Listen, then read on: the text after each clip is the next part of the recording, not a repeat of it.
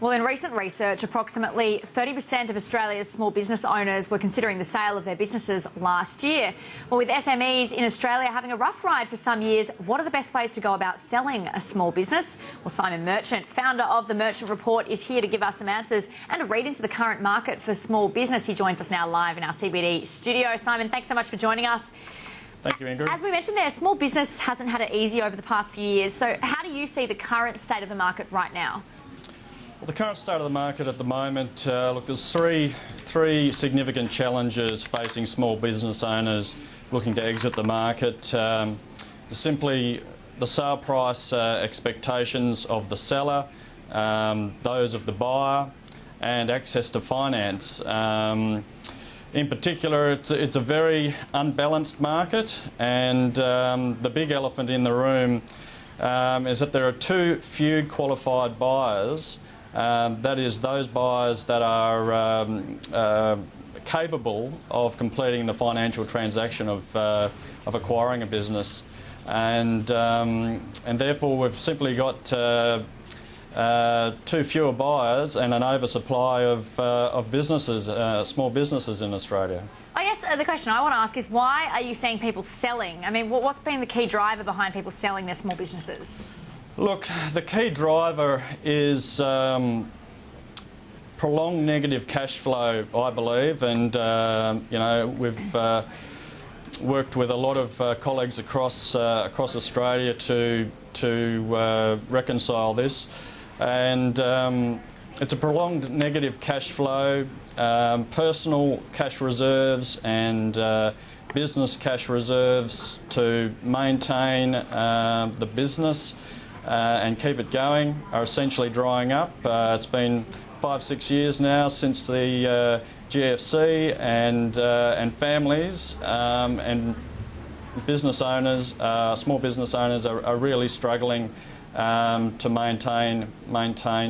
keep the doors open essentially, and they want to exit with some cash in their pocket, and the buyers just aren't willing to meet their expectations with regards to sale price. Are you seeing the amount of sellers though increase with sort of worse economic conditions? As we start to see an improvement, do you expect to see sellers decrease? Absolutely. There's a lot of duress on small business owners, and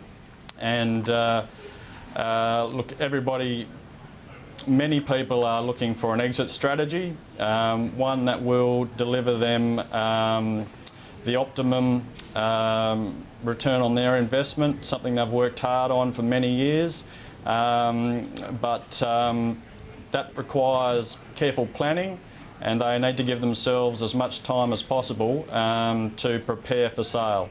What's the biggest challenge been for the buyers, do you think? Is it just getting finance? Look, finance is a significant issue. Obviously, that needs to be secured against, in many circumstances, personal assets. Housing prices in many markets have fallen into decline, so valuations aren't reaching the expectations of banks in order to provide small business finance. So it's not just finance. It's also the endorsement of accountants or business advisors that are advising their clients and putting their name to the acquisition.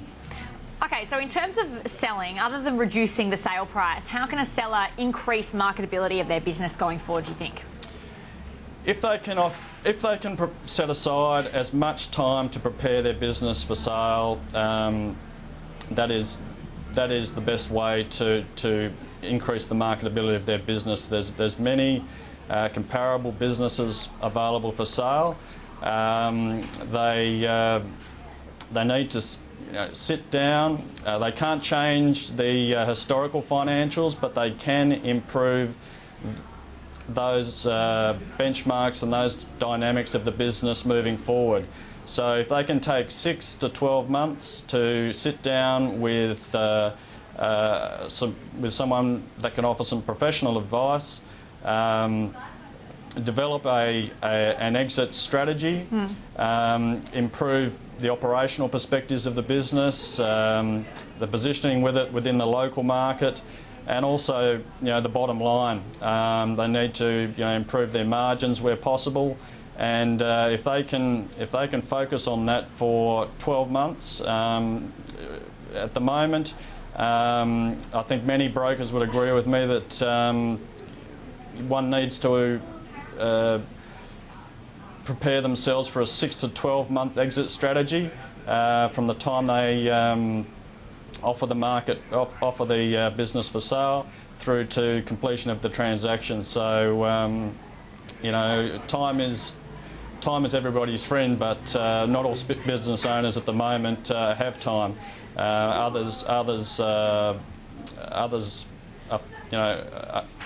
are facing a lot of pressure to exit immediately. Certainly. And I guess when it comes to targeting buyers, what kind of buyer profiles should small businesses be targeting?